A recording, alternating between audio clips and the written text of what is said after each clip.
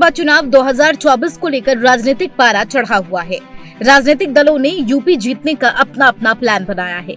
UP के मुख्य दल BJP, Samajwadi party, Bahujan Samaj party और राष्ट्रीय लोक दल ग्राउंड जीरो पर रणनीति बनाने में जुटी है।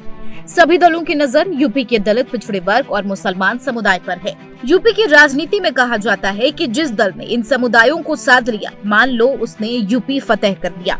बता दें, उत्तर प्रदेश में दलित और पिछड़े वर्ग की आबादी करीब 60 से 65% है और अकेले एससी और एसटी वर्ग की आबादी 21% है और लगभग इतनी ही आबादी मुस्लिम समुदाय की है। यही कारण है कि यूपी की सत्ताधारी पार्टी बीजेपी हो या मुख्य विपक्षी दल समाजवादी पार्टी, सभी इन समुदाय के वोटरों पर दाव खेलने की तैयारी में है। लोकसभा चुनाव पर मंथन करने के लिए सपा दफ्तर में पार्टी कार्यकर्ताओं की बैठक हुई। इस बैठक में सपा प्रमुख अखिलेश यादव, सांसद डिंपल यादव और 60 से ज्यादा पार्टी प्रवक्ता और पैनलिस्ट शामिल हुए। बैठक में अखिलेश और डिंपल यादव ने बीजेपी का मुकाबला करने के लिए चुनावी मंत्र दिया। साथ ही कार्यकर्ताओं को विवादित और धार्मिक बयान देने से बचने की सलाह दी। आइए जानते हैं अखिलेश ने क्या कुछ कहा। बीजेपी झूठ तंत्र में माहिर है, ऐसे में जरूरी है कि सोशल मीडिया प्लेटफॉर्म का सही इस्तेमाल किया जाए। बीजेपी की बातों को तोल मोल कर मजबूती के साथ जवाब दिया जाए। बीजेपी के झूठ का पर्दाफाश करने में देरी ना हो। बेरोजगारी, महंगाई, जातीय जनगणना और सामाजिक न्याय, भ्रष्टाचार, कानून व्यवस्था, आवारा गौवंश से हो रही नुकसान को मुद्दा बनाएं और बीजेपी के दुष्प्रचार का आक्रामक अंदाज में काउंटर करें। सरकार की विफलताओं को जन जन तक पहुंचाया जाए और सपा सरकार में हुए विकास कार्यों का तुलनात्मक अध्ययन करके बीजेपी को घेरा जाए। जनता को सपा सरकार के कामों के बारे में बताया जाए। सभी पार्टी प्रवक्ता हिंदू मुस्लिम मुद्दों पर बोलने से बचें, क्योंकि बीजेपी इसके जरिए वोटों का ध्रुवीकरण करने की कोशिश करेगी।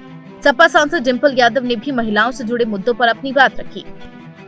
सपा प्रवक्ता महिलाओं पर हो रहे अत्याचार का पर्दाफाश करे। आज लोग बुलडोजर और बुल दोनों से परेशान हैं। जनता की इन तमाम परेशानियों को उजागर किया जाए। सपा अध्यक्ष ने एक बार फिर यूपी में सभी 80 सीटों को जीतने का लक्ष्य रखा है और इसके लिए सभी कार्यकर्ताओं से जी जान से जुटने का आह्वान किया। सपा प्रमुख अखिलेश यादव का दावा है कि बीजेपी के नेतृत्व वाली एनडीए का किला ध्वस्त करने की ताकत पीडीए रखती है। पीडीए यानी दलित, अल्पसंख्यक और पिछड़ा का नारा देकर अखिलेश यादव ने नया दांव खेला है। अखिलेश यादव ने पटना में विपक्षी दलों की पहली महाबैठक के दौरान पीडीए का नारा दिया था। बीजेपी पिछले 2 लोकसभा में मिली जबरदस्त जीत से उत्साहित है। जीत की हैट्रिक लगाने के लिए बीजेपी ज्यादा से ज्यादा पार्टियों को एनडीए के खेमे में जोड़ रही है। केंद्र की नरेंद्र मोदी सरकार को सत्ता से उखाड़ने के लिए विपक्षी दलों ने इंडिया नाम से नया गठबंधन बनाया है। विपक्षी खेमे में 26 पार्टियों के साथ सपा भी शामिल है। 24 में उत्तर प्रदेश से हम लोग कम से कम 50 सीटें जीतने का हमारा प्लान है और जीतेंगे। सपा प्रमुख अखिलेश यादव की पीडीए का काट बीजेपी ने ढूंढ लिया है और बीजेपी की नई रणनीति 20,000 वॉलेंटियर तैयार करने की है। वॉलेंटियर ओबीसी समाज के लोगों तक पहुंचकर बीजेपी सरकार की उपलब्धियों का बखान करेंगे।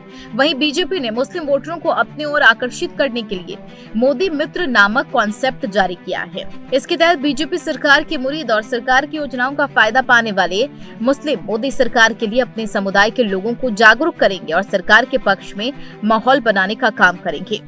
विधानसभा का चुनाव हो रहा था, 400 से ज्यादा सीटें जीत रहे थे वो, लेकिन जब परिणाम आए तो परिणाम तो सपने देखने का अधिकार सबको है, उन्हें भी देखने का। प्रधानमंत्री नरेंद्र मोदी जी की नीतियों को लेकर जन जन तक जाती है और वर्तमान परिस्थितियों में हम 2024 में 80 की 80 सीटों पर चुनाव जीतेंगे। समाजवादी पार्टी गुंडे, माफिया, मवाले, लुच्चे, लफंगों को पुष्पित पल्लवित करती है। समाज में वो हाशिए पर है और जनता ने चुनाव में उनको उनकी हैसियत बता दी और 2024 में उत्तर प्रदेश की 80 की 80 सीटें जीत करके फिर से माननीय नरेंद्र मोदी जी के नेतृत्व में सरकार बनाने का संकल्प लेकर के चुनाव अभियान में लग जाने के लिए कहा है। अब देखने वाली बात होगी कि यूपी के रण में कौन बाजी मार पाता है। क्या समाजवादी पार्टी इस बार बीजेपी का किला भेदने में कामयाब होगी या बीजेपी पीएम मोदी के नेतृत्व में तीसरी बार सरकार बनाने में कामयाब होगी। Bureau report, TNP news.